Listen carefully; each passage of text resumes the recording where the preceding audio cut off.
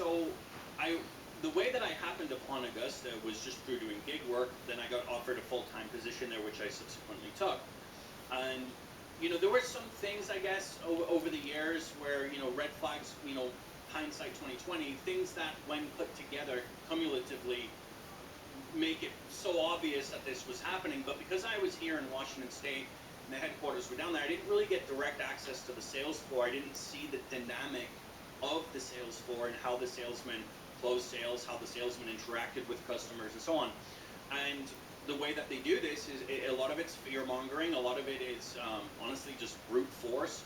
And they kind of use what I call the car dealership method. If anyone's ever bought a new car and you go to a car dealership and they keep you there all day, right? And they kind of break you down over time and try and sell you these packages and all this other thing. They kind of do the same thing, where a client will be on the phone and they'll start building rapport with them.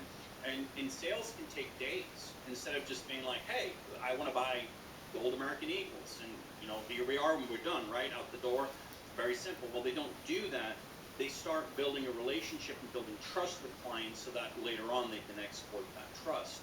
And so over time, as I've seen these things in kind of in a vacuum, and then the realization hits that they're manipulating the spread, which is where the real fraud happens. I realize, oh crap, these guys really are taking people's retirements en masse. So one of the things that you've said so far is what I had assumed, and it puts that puzzle piece firmly in place. When I've been talking about this on other shows, Sarah Westall, Kyle Seraphin, both shows you've been on, Beyond Mystic, talked about it with Adam Taggart, Robert Kiyosaki, all sorts of people we've talked about this. And what you said to me is very interesting, that merit ceased to exist and it filtered down to Red Rock and to Augusta. When I'm on these shows, I say something without mentioning names. And the interesting thing is that every single one of these companies, and there's a few you haven't mentioned yet, they all do the same thing. They all do the same thing, and that is they sell quarter-ounce gold coins at typically, like between 1,000.